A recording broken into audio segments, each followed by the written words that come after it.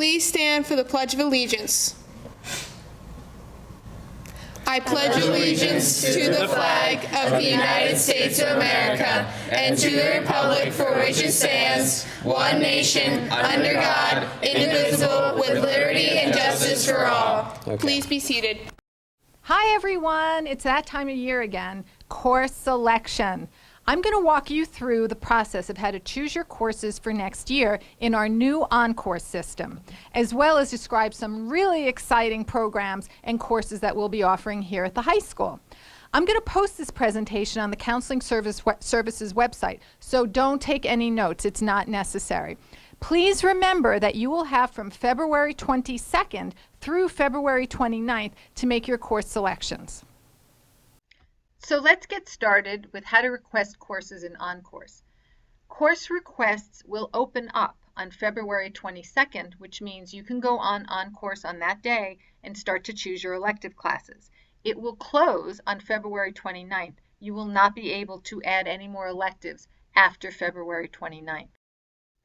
The first thing to do is to log on to OnCourseConnect.com, and you'll be using your student account to do that. The next thing you'll see is a screen. On the bottom of your screen where you see the arrow pointing, you will click on Course Requests.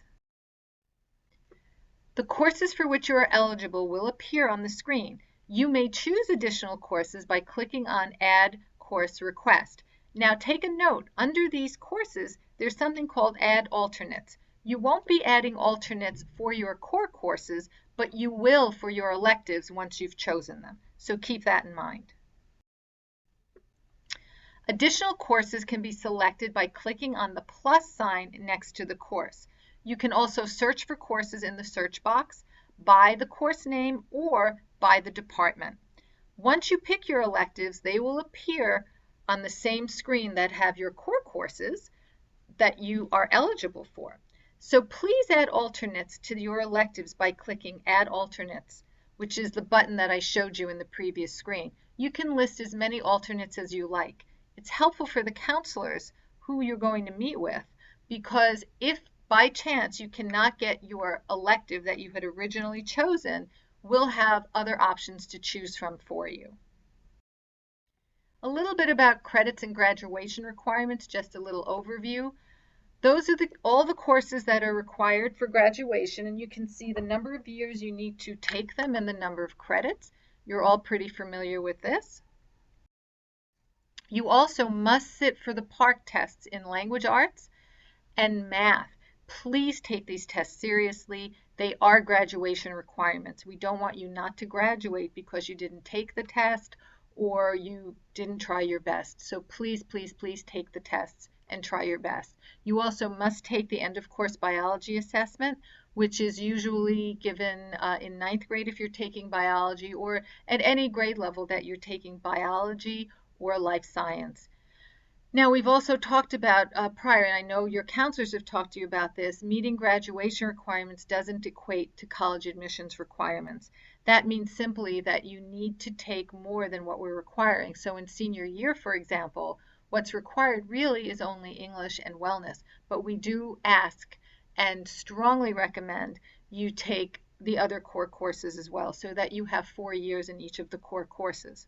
Also, rising seniors, please, please, please avoid senioritis. I know you've been working very, very hard up until now, and you're going into senior year, and you may not want to take the most challenging courses, but if you're planning on colleges, they really don't want you to slack off. I know you're not slacking off, but it's perceived that you might be if you're not challenging yourself. So just keep that in mind when you're talking to your counselors and choosing classes. There will be a course listed on your course request page for each academic subject, so you'll see that when you log in. And if you think you're eligible for a course that doesn't appear on that list, please speak to your teacher to discuss if that option's right for you. When you're registering for your electives, particularly in the fine and practical arts, keep this in mind. We talked about 5 credits in fine arts. That includes music, art, or theater, and we also have dance. 5 credits in the practical arts, which is business, family and consumer sciences, any tech classes or industrial arts, and PLTW classes, which are our engineering classes. Also remember, don't forget, you need to have 2.5 credits in personal finance or American economics. Some new courses for next year. Math, Calculus 2, yay, which is a dual credit program. You can get CHS credit and Syracuse University credit for a fee. And it's a very nominal fee. It's way cheaper than taking the class at the university level once you're there. Also in English, we have historical perspectives in literature, where you're going to be looking at literature within the context of a period of time. It's very interesting. You're going to get English credit for it, although it will be taught by an English and social studies teacher. And then in social studies, we have AP World History for our incoming freshmen, and AP US 1 and AP US 2. Science, we have toxicology, pharmacology, and introduction to experimental research design. So in closing, just remember that you can begin choosing your courses on February 22nd and finish up by the 29th. Your counselors will be meeting with you. They'll be calling you down to go over your course selections and to have a discussion on what best meets your needs. So enjoy the process and pick some really interesting courses. I hope you found this information helpful, and if you have any questions, please see your school counselor. Good luck and have fun.